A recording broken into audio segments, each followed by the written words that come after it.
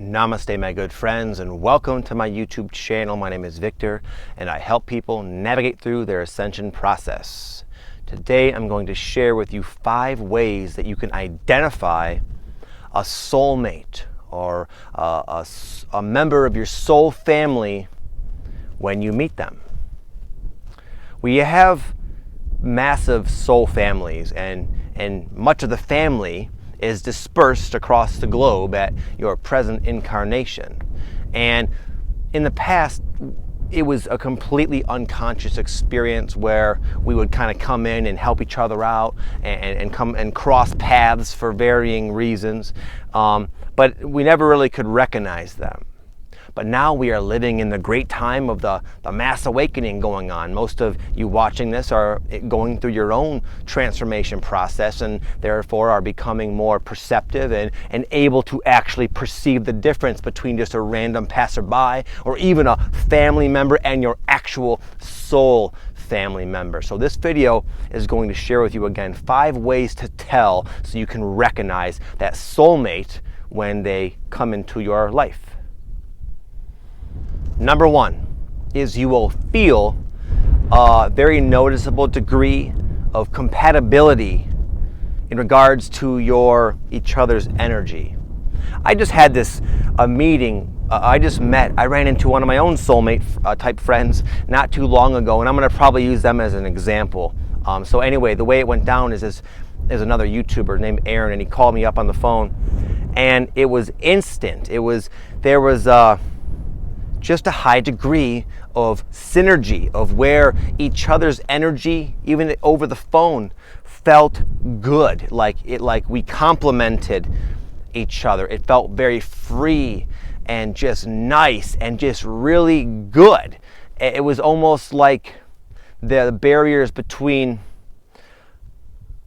our individual personality constructs were thinned, were less restrictive, and there was more of a harmonizing of our energy. That sounds incredibly confusing and abstract perhaps, but the experience, it'll just be like something that feels very good in comparison to being in a crowd of people, or even among a really negative person. Most of you are very empathic and can feel the energy coming off of people, and unfortunately a lot of people are quite dense and negative and give off bad vibes, and you can feel it. So what I'm trying to convey is what you'll experience is the exact opposite of that. You will feel like, the degree of sensitivity you have that allows you to be highly perceptive of negative people, you get to experience that on the other side of the spectrum with a very and compatible, vibrationally compatible energy, and it'll be like a breath of fresh air. It'll feel fantastic. It'll be unmistakable.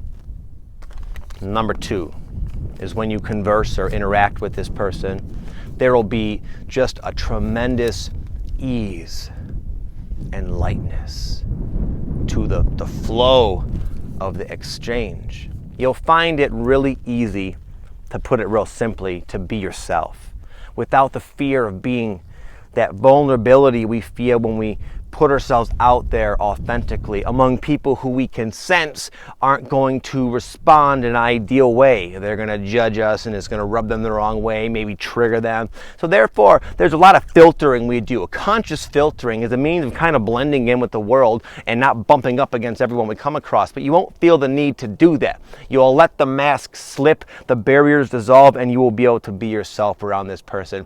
And it is such an amazing feeling to be able to be yourself with the knowingness they're not going to judge you or anything. Even if you expose some of your weaknesses, you'll feel comfortable doing so. It's a beautiful experience, and you really can't miss it. You'll just feel like it just feels very light and airy and nice and yes.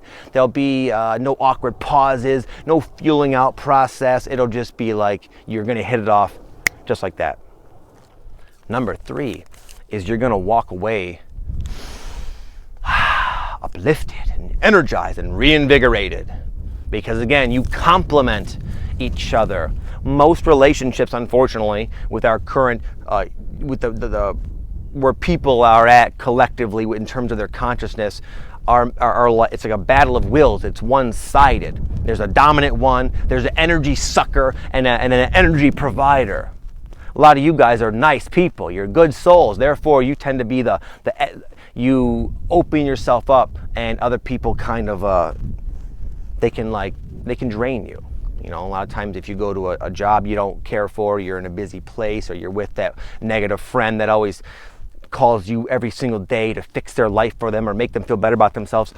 How do you feel after? You feel pooped out, don't you?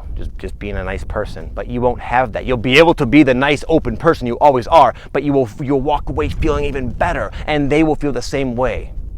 It's a true relationship in every sense of the word. And you'll have this experience right from the get-go. Number 4, you might find that you have a strong love for them that might even at times take on a particular direction. What I mean by this is this person I ran into, for some reason, and this is nothing I thought about, this is not a conclusion I drew from thinking and contemplating, it's just the feelings I have, and now my mind, for conversation's sake, is gonna do its best to describe them. I felt a brotherly love for this individual. And it was just like, I felt like maybe we are brothers in another life. Maybe that's just my own mind's translation of the feelings. I don't know, but it's a discernible brotherly love. And I've had this same sort of directional, love that didn't exactly match the circumstance with other people. I used to have this client I would train. Her name was Carol Ann. And she would always refer to herself as an old soul. We always got along. We both always would talk about the Beatles and like John Lennon. We were like big fans of old rock and roll. So we always hit it off. But I had like a motherly love for her. Like I just thought of her. Again, it's not something I thought about. It just the quality of the love I had, the feelings I had, took on that flavor of a motherly type of love. Maybe she was a mom in a past life. I don't know. It doesn't matter. But again, it's an unmistakable intensity of love that won't match just how maybe how you didn't know them that long. Like my buddy Aaron. After the first phone conversation we've ever had, I felt a strong brotherly love for him. That makes no sense, obviously. Oftentimes love is something that kind of grows and transforms. It was right off the bat. Number 5 is the exchange, even if it's brief, will have a strong impact on you. A profound impact, perhaps. One that's so intense that you might find yourself needing to take time to process it. An example, I'm going to go back to, again, I said I would use him as an example. It's kind of recent in my mind. But after this phone conversation, he's a fellow YouTuber. His name's Aaron Dowdy. You can check him out. He's a good guy. But there were things that he does easily, naturally, that I struggle with. And he didn't exactly give me advice, but just him speaking of the kind of touching on these similar issues in a way that I could sense just didn't bug him. That's just one example. So it was nothing he said, but I went back and I was like, oh my God. It just allowed so many of my own life personal lessons to kind of click for me and become solidified and more evident in my action and behavior. And that's just one of many examples. He had a profound effect on me. And again, without even trying to, it wasn't that I sought help, but just coming across someone with such a familiar energy, someone so relatable with that connection, and just our interactions had such an effect that went well beyond the sum of the words spoken. And that's oftentimes the case with a soulmate intersecting with you. It's not an accident. It's a planned event that your soul meticulously designed prior to this incarnation, knowing it would have a profound effect on you. We're here to help each other learn and grow and become more of ourselves. So anyways, hopefully after this video you can be more you have an easier time recognizing and therefore benefiting fully from these soulmate connections that are bound to start storming into your life from all sorts of unexpected ways. So have an amazing day. I hope you like the backdrop. I'm near some red rocks here in Utah, and I can feel the positive energy. And I just want to take this time to say thank you to all of you guys who have been following me this time and taking the time to comment and like the videos and just show your love and support for me. It does mean a great deal to me. And I wish you all nothing but the best. Have an amazing day.